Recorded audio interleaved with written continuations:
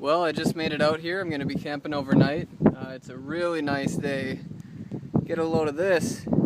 It's supposed to be down to like the low 60s tonight, so yeah, it's going to be a good trip just in the parking lot. I'm going to hike my way down.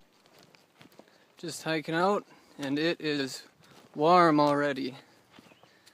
It's very sunny. I think this might be apple tree. I don't know what it is, but it smells amazing. Maybe someone could help me out. Is that an apple tree? Come down that big hill and it's nothing but open valley, kind of like a prairie land, especially later on, mid to late summer. This grass all gets really tall. I was really disappointed last year though. They trimmed this whole area, so grass that's usually 6 foot high all the way along these plains was all cut to looking like someone's front yard. It was horrible. And at night, that's where all the night critters and crickets and everything come out. So they kind of killed the whole ecosystem. I hope they don't do that this year. This tree is a landmark to get into a trail that leads to one of my favorite spots in this park. I'm gonna go past it right now so I can go set up camp, but I'm gonna be coming down here later on after I set up everything, and got plenty of the day left. I think it's not even 1 o'clock right now. You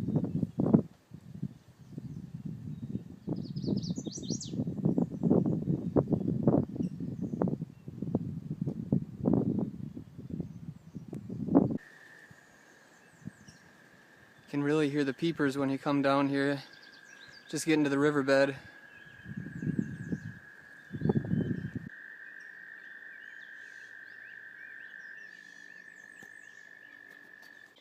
This is one of my favorite views of all time. After you come down that hill, it's a little bit of woods after you come down from that prairie, and then nothing but this rock wall, the river underneath. You can see there's flowers and grass growing everywhere. Even last week and a couple weeks ago there wasn't all this. It's been busy this week. You can see a lot of growing. Bring you down to the river.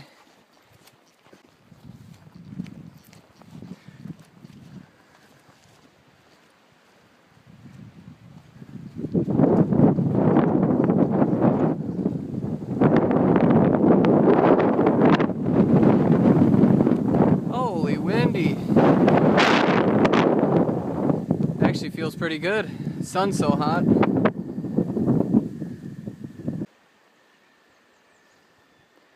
This camera's not really picking it up and doing it justice, but there are tons of these bluebells, ladybells.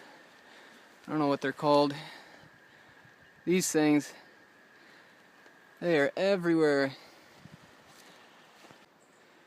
Are you seeing all this?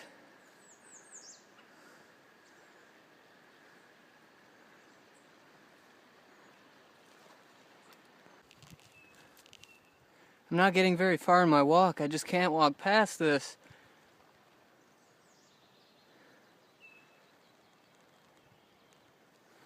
River's right over there.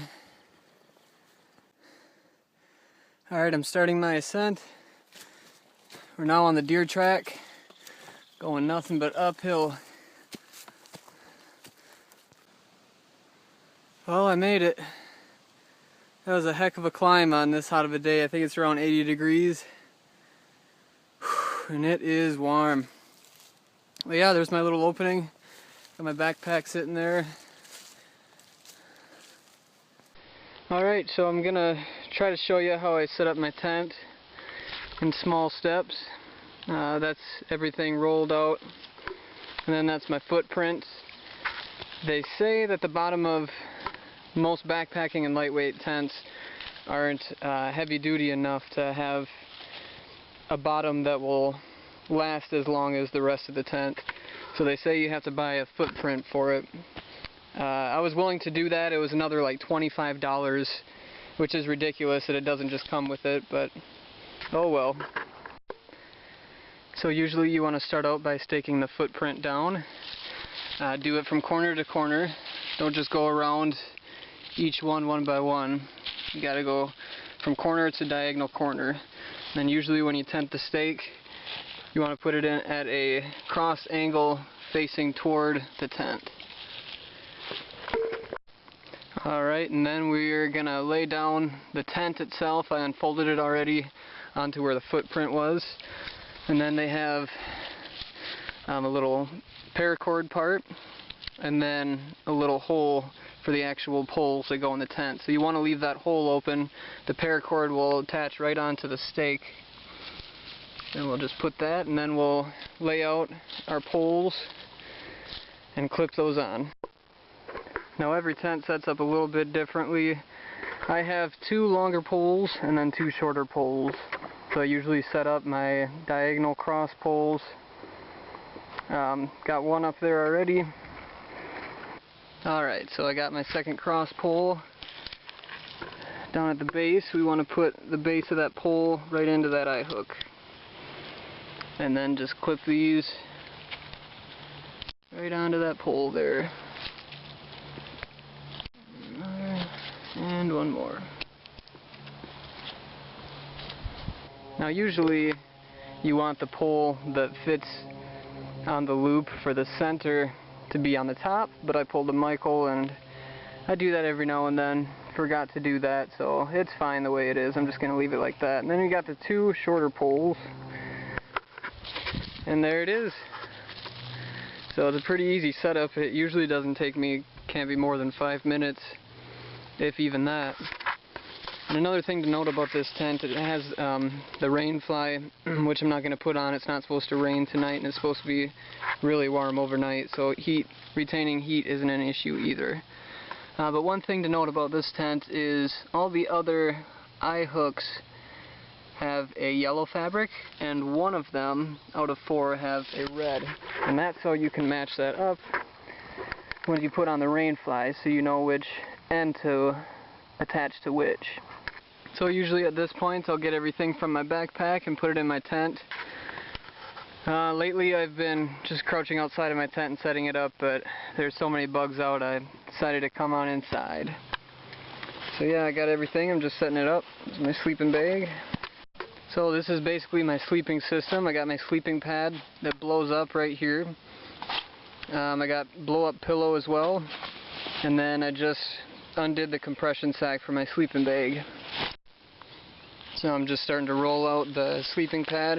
It's got 2 holes in it. This one is for breathing in. That way it doesn't let anything out when you're not breathing in. Then it's got an out hole, which releases the air very quickly. Alright, so we got her all blown up there. And that's what it looks like. It's not much, but it's way more comfortable than even the roll-up sitting pads that are made of foam, or obviously just laying on the ground. And it's extremely lightweight.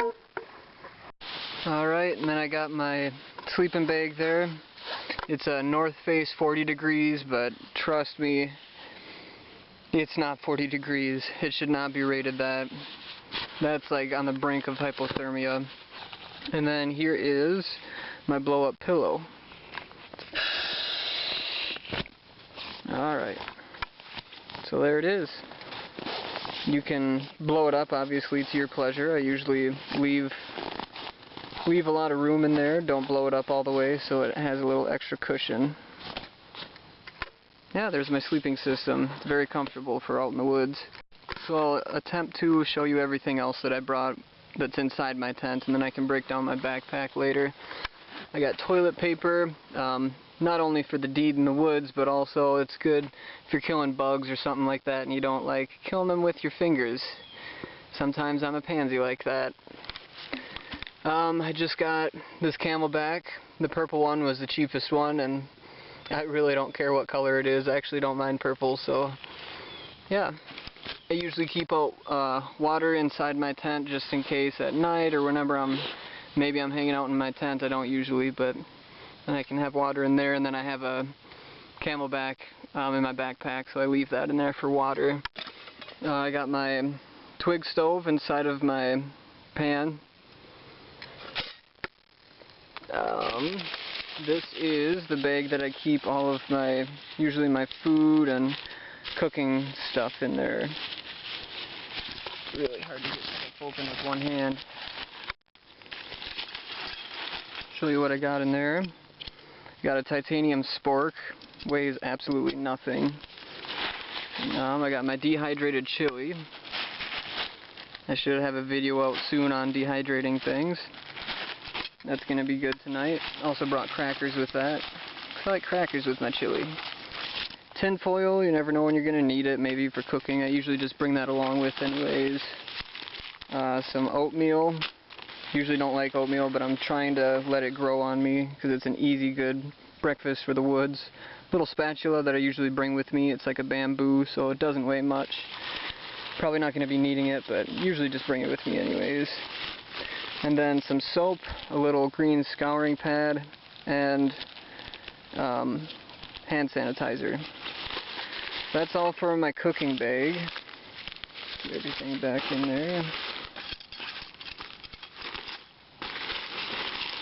And next, I brought jeans because I'm wearing shorts right now. It's a very nice day and it was too hot for jeans. I usually don't even like to bring jeans. I have cargo pants that are very lightweight and drive quickly.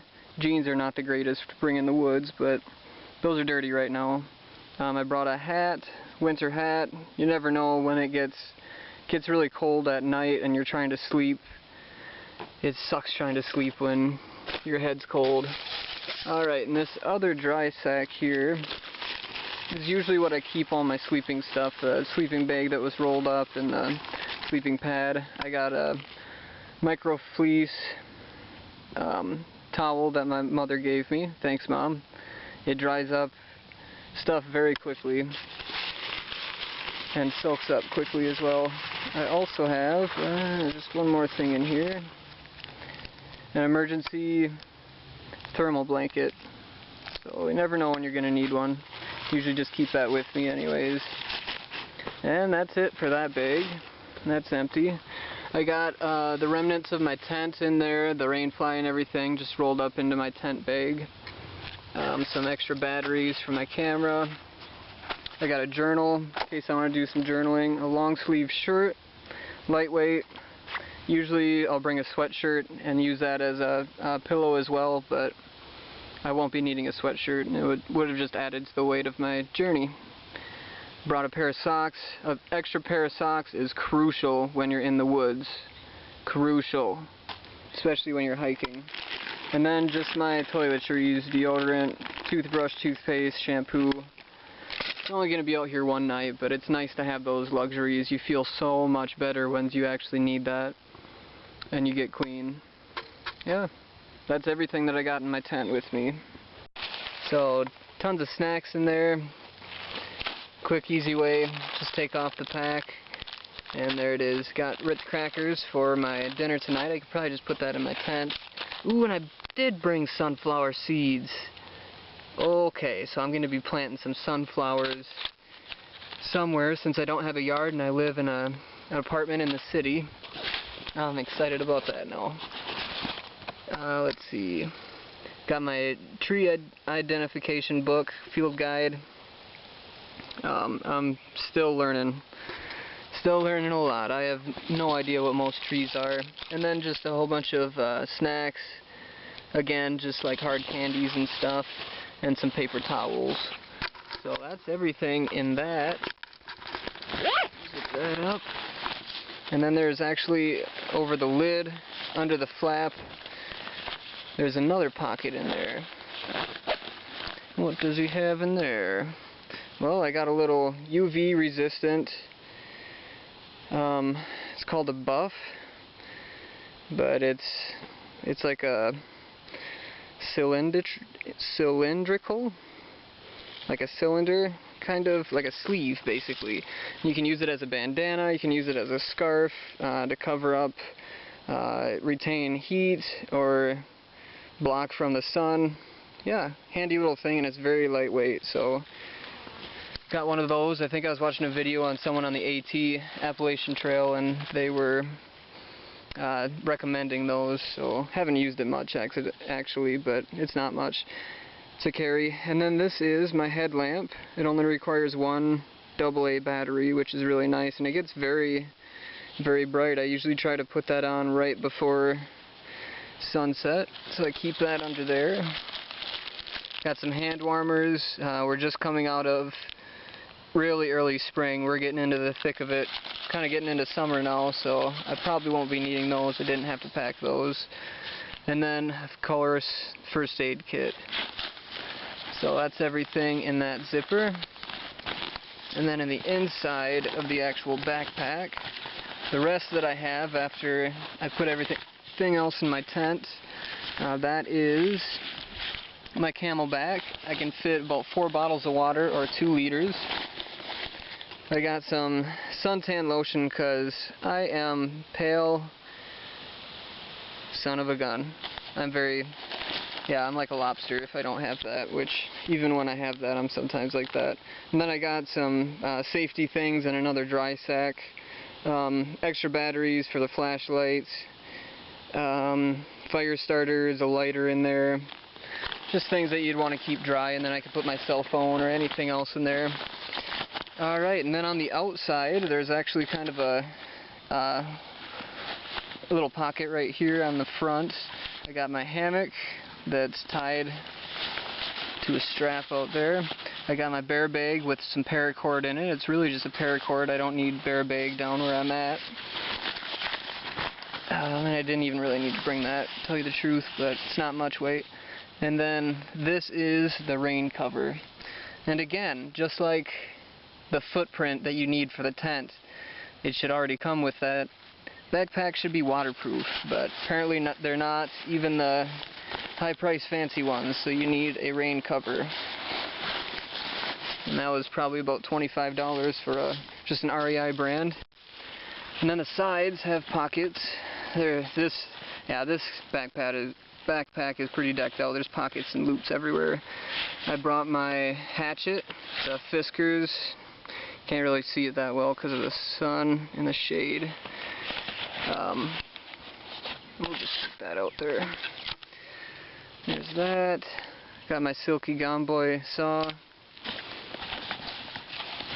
I got my bushcraft knife. I really didn't need to bring this either.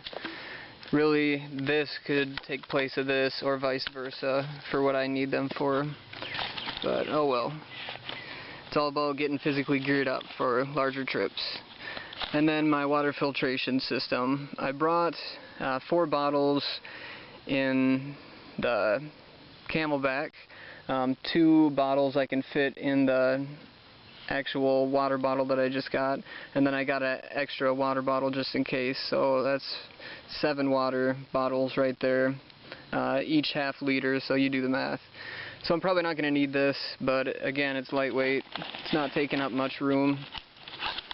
And then I got a solar powered battery bank, USB, 2 of them in there. It's actually a flashlight as well on the back, which is really bright, super bright.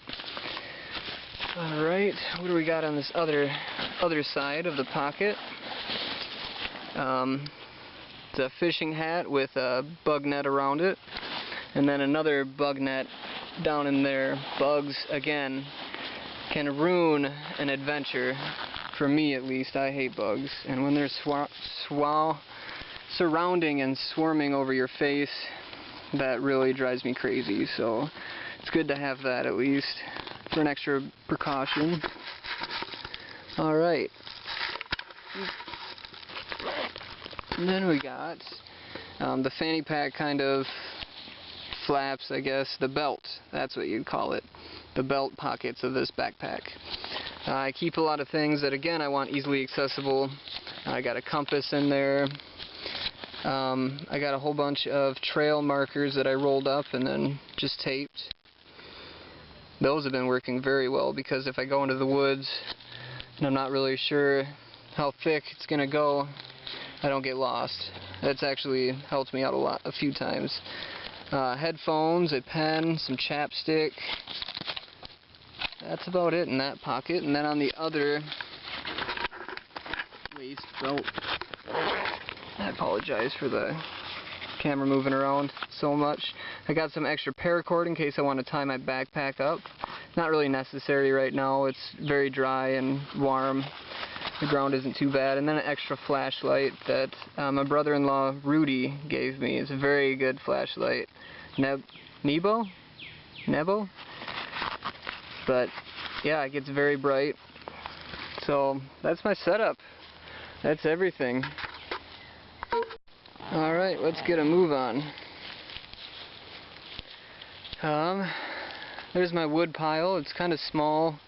It'll last me definitely tonight, but I want the luxury of, if I have to, just kind of a last minute spontaneous trip, come down here and already have wood available for me.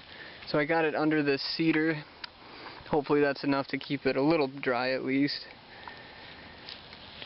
And I'm gonna go and gather some wood, process this stuff, go do some work, and then enjoy the day. Probably go for a hike to a couple spots around the park.